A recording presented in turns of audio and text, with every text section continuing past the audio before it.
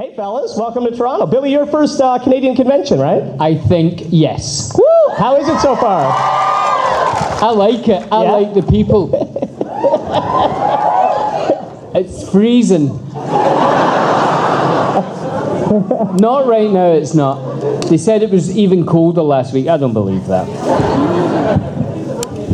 At least it wasn't raining. Somebody's trying to take the mickey out of my accent already. Welcome to the Polar Vortex. So we're going to open the floor to audience questions in just a second. So toss up your hand and we will try to get to you. But fellas, first I want to ask you, Return of the King came out 2003, so it's just over 10 years now, just over a decade. Does it continue to surprise and gratify you, the ongoing fandom around that original trilogy? Like when you come to cons like this and see how your presence impacts people? I said to Billy during the photo ops, I said, because people come in dressed as, raise your hand if you're dressed as Frodo right now.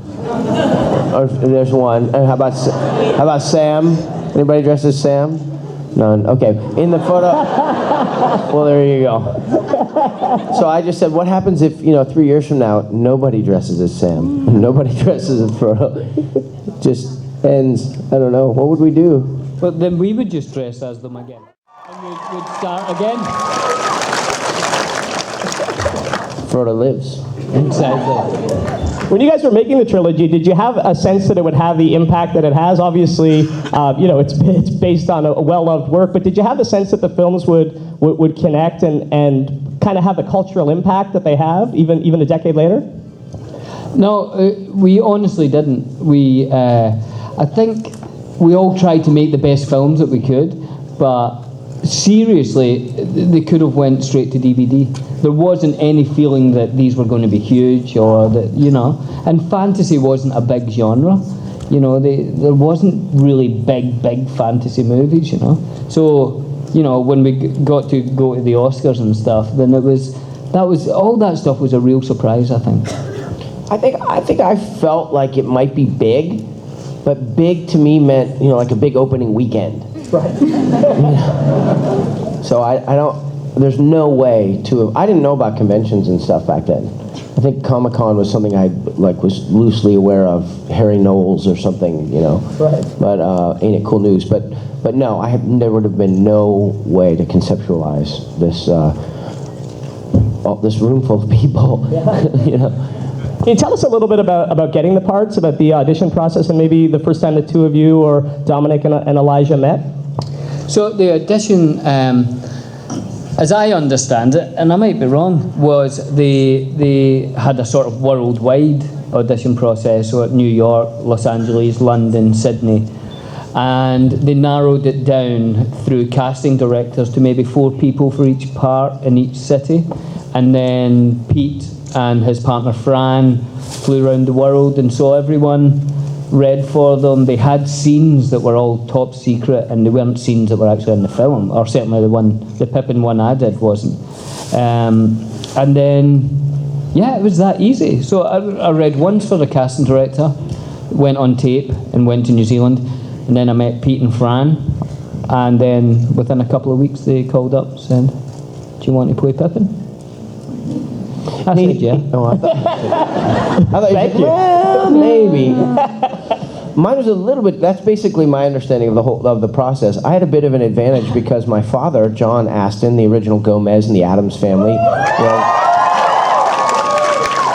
he had worked for Peter and Fran on The Frighteners, and so he had spent time in New Zealand, and he had been through the Weta experience. He played a character called the Judge who had been dead over 100 years, so they did all this makeup with his jaw hanging off, and he came home. Well, at one point he called me. They were in Peter and Fran's garage, which they had kind of turned into a screening room, and he called with Peter and Fran and Michael J. Fox. They had just watched Rudy, and they were just going on and on about how much they loved the movie and they thought it was wonderful. And this is years and years before Lord of the Rings. So when it came time, when we found out that it was, that it was going and going to have a chance to audition for it and everything, it was one of the few times in my life where I ever auditioned for something where I felt like there was a fan, there was a friend in the room.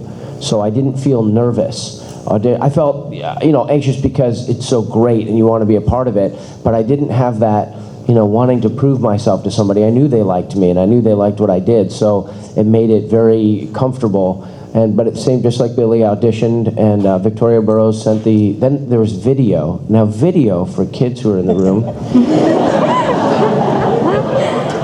it's like your computer, only it's separate. So what was it? There was like Napster or something when we were doing it. But anyhow, yeah, so then Peter and Fran came, and interestingly, they then told me that when Fran was giving birth to Katie's older, right? No, Billy's older. Billy's older. When she was giving birth to Billy, their oldest child, they were watching a film that I did when I was 19, where I played a drug addict. It was one of these. It was really dark, and it was called Where the Day Takes You, and it was about homeless street kids who were on drugs and stuff. And I'm thinking, that's what you were watching? My wife was playing like pretty music, and so yeah, it was a pretty. But it took time. There was time between auditioning time between hearing about it and auditioning, and then auditioning and waiting, and then waiting, and then the best moment was when they called and they said a new line is asking for quotes, and that's code for you're about to get an offer. Because they want to locate the offer within what you normally make as an actor. They don't want to offer you too little, they don't want to offer you too much, so they call for quotes. So you try and jack your quotes up when you're telling them. But that was a thrilling moment. And then I remember I was in a little office. I had gotten a little office, and the phone rang, and I had an assistant at that point, and he said there was the name of 3 agents. And if you don't get the part, one agent who drew the short straw calls to tell you that you didn't get the job. Listen, it's not going forward on this movie or that movie. But I had 3 agents on the phone, so you're like, oh, that's going to be big. So I remember picking up the phone, and it was like this electricity in my hand. And he goes, how would you like to go down there? They want you to play Sam. And I literally fell on my knees. And yeah, it's pretty great. First question from the floor. Hello.